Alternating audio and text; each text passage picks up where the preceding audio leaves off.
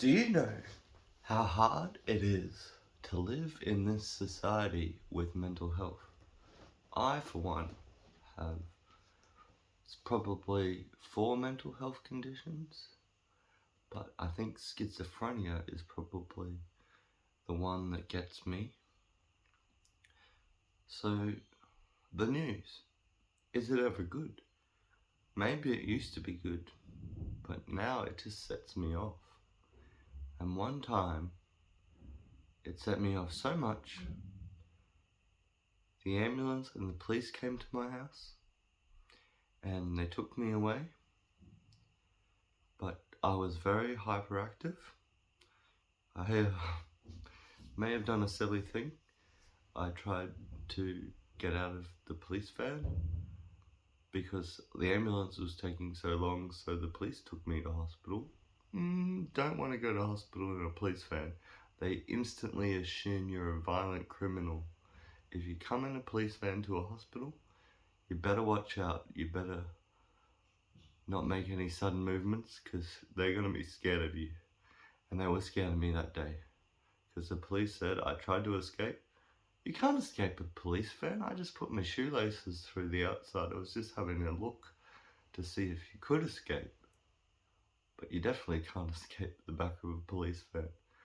Anyways, story goes, I was trying to calm down, but it was so noisy in that damn hospital. I have autism as well.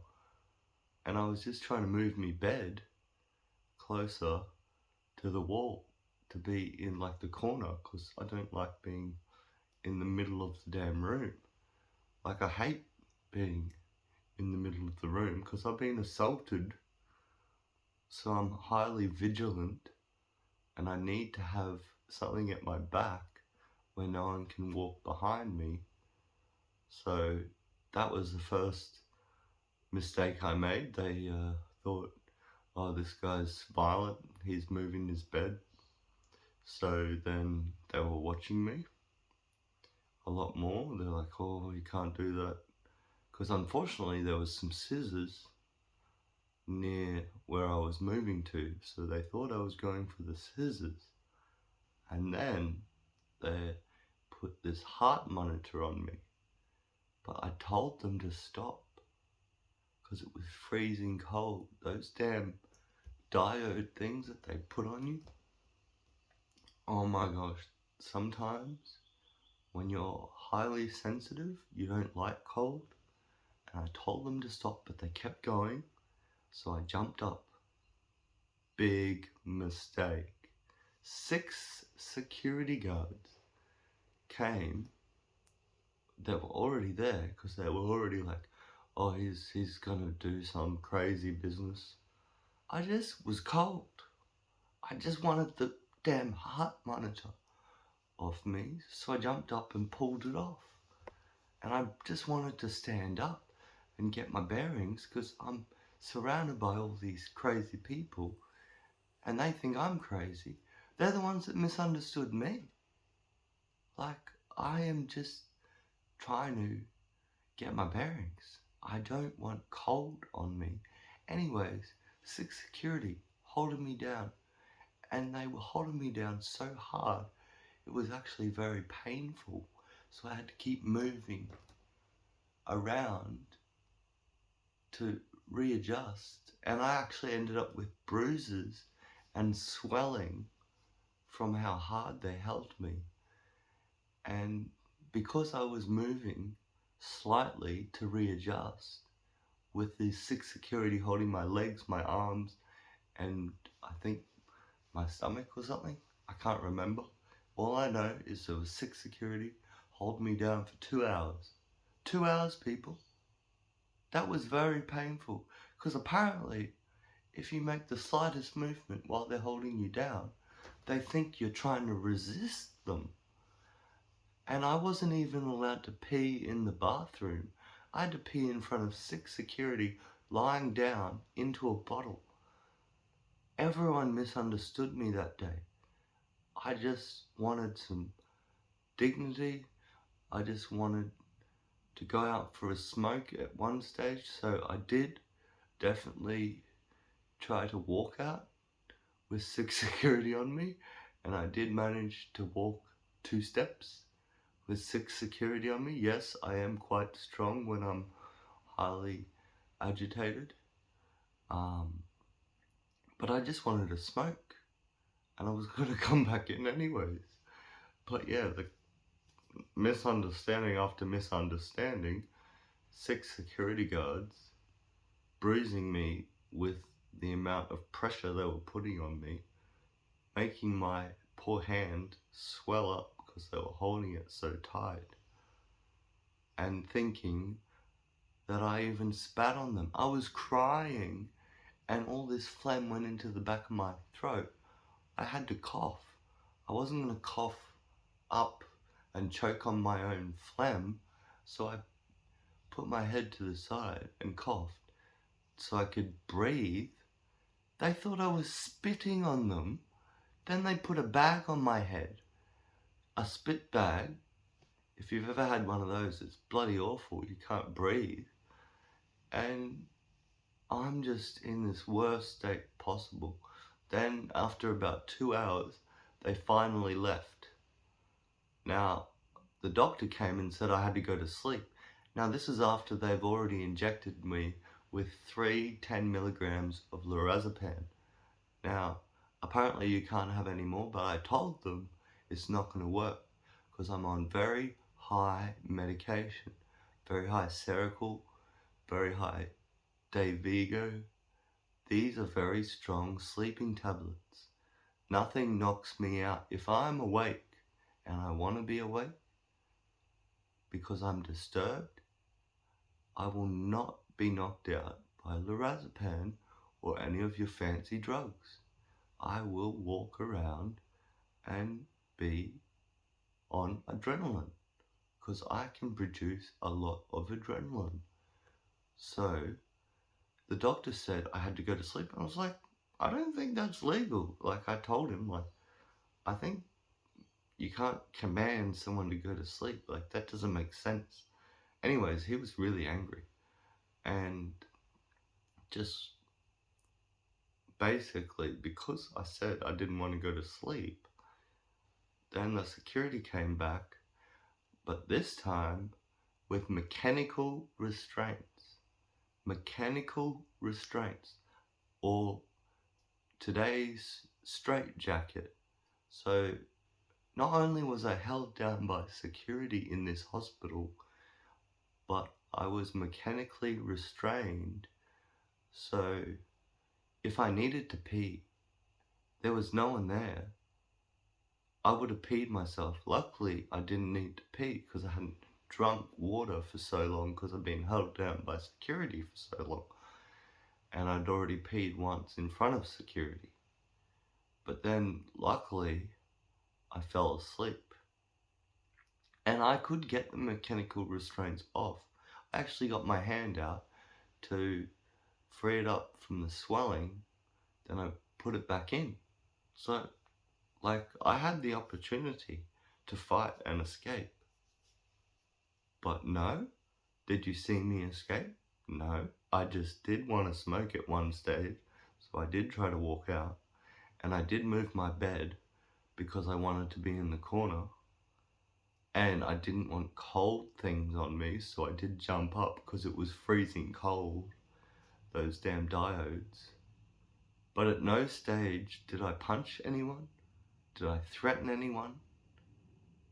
I may have screamed and yelled because I was just like, this is just stupid. But I didn't hurt anyone. I didn't try to hurt anyone. I just wanted to be in the corner, nice and quiet, and try to calm down on my own. I didn't need 6 security to hold me down. I didn't need mechanical restraints. And after that experience, yes, I was a bit agitated in the ward where I woke up because I felt like my rights had been taken off me. I felt like I had been abused because I had bruises on me. My ribs were really sore. Like, I had to get physio to fix that and massage. And the hospital did not pay for any of that. and I did an investigation, and they didn't do any of the paperwork, so there was no incident. And apparently you can't hold people down for 2 hours with security guards. Apparently it's very rare for mechanical restraints. But because they didn't fill out the paperwork, it's not reported. So I found out that they did a lot of wrong things. No paperwork, no incident. Anyways, put it to the Ombudsman, the Queensland Ombudsman of Health. You know what they do to investigate? They send an email to the hospital saying what happened. The hospital sends an email back saying he was violent and not safe for people, and they close the case. They don't do any investigating. They just send an email. It's like, what is wrong with our society that people don't understand mental health? We need proper hospitals for mental health. No one with mental health likes going to the public hospital. No one with mental health enjoys the experience. There's clearly something wrong with the understanding of mental health. If you're autistic, you do not like loud sounds, you do not like bright lights. If you've been assaulted, you don't want to be in the middle of a room. You want to be in a nice, quiet area. If you're a sensitive person, you do not want a heart monitor put on you when it's freezing cold. If you're misunderstood, you will have security jump on you. You will be held down. You will be injured, and there will be no investigation. This is the state of our hospitals for mentally ill people. Now, I might look high functioning, and I am high functioning, but I do have bad times. If I watch the news, like everyone else can watch the news, I can't watch the news. It's not easy to live in my society. This is Australia, people, one of the better nations. But I'm telling you, the advertising gets me. The news gets me. The people get me when people aren't loving and kind. And there's a lot of evil people out there. It's not easy. I've been taken advantage of so many times. I've been sexually assaulted. I've been lost 4 teeth from someone assaulting me at a gate crashed party. I was just trying to pull people off my friend who was getting glassed to death. Seriously, that was the violence that I never want to see again. I didn't fight anyone, I just pulled them off, told them not to hit him. But apparently, these gate crashers wanted violence, so no words were going to stop them. And I really lost 4 teeth, like, well, not fully, but 4 teeth snapped in half. And I had braces for 2 years, so my teeth had been perfected, and they were nice. And then that was really, it wasn't the pain that got me, it was the missing teeth. I had to go to the dentist 14 times in 1 week. I don't like the dentist anymore. I deal with it, but yeah, going to the dentist 14 times in 1 week, and that's not fun.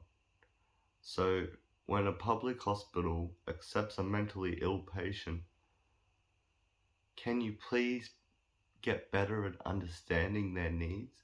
Can you please call their support person and ask them how to deal with them? Do not assume anything. Do not just get security. Do not put them in a noisy place. Come on, guys. You can do better. And I expect you to do better because we are Australia. We back the underdog. We help the needy. Stop being prideful and thinking you're so good and you don't have to do any better. Everyone has to do better. Mental health is so misunderstood. We need to do better. I need to do better. But you also need to do better. So let's get more understanding for mental health. Let's get better public hospitals. Let's get the government to actually help instead of whatever they're doing, because I don't see things getting better. I see things getting worse. 2 people committed suicide because there wasn't enough beds in hospital, so they were let go home. And then, they weren't ready to go home. And that public hospital obviously didn't help them, because then they committed suicide. And so we need more beds. If taxes aren't paying, then we need more taxes. Come on, people, stop with the we need free money from the government. We actually need the government to work. We need to give the government more money. And it's not the workers. Workers get taxed $1 trillion or more. And companies pay about 300 to 400 million. I've checked the reports. How can the companies that pay us the 1 trillion and more to be taxed be paying less than the workers? That makes no sense. So seriously, we need more government money, and we need more understanding, and we need people to actually do the right thing. Because it's not easy with mental health, and if you make it any worse, it's going to be the death of many people.